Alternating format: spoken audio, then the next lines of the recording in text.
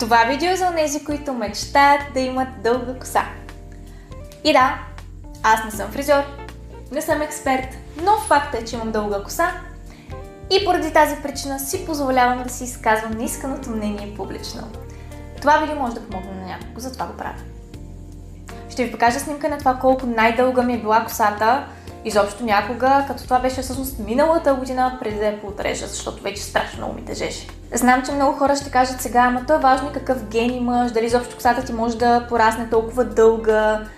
Да, може и така да е, не го оспорвам, просто ще ви дам като съвет това, което на мен ми сработи, за да ми порасне толкова дълга косата и да спре да се къса. Преди да ви дам съвета си обаче, първо ще ви кажа историята, как стигнахме до там. В гимназията не се подстригах и един път за 5 години, защото си мислех, че така косата ми ще стане много дълга, видиш ли. И се боядисвах на всичкото отгоре постоянно. Бои, бундори, шампуани, цветни такива. Бях жълта. Бях жълта, оранжева, червена, зелена по едно време, защото не се бяха смесили добре продуктите. Лилава, розова, не знам дали го казах, се тая. Много неща правих с косата си, на всичкото отгоре я изправях постоянно с преса и понякога къдрах с маша отдолу. Много я горях.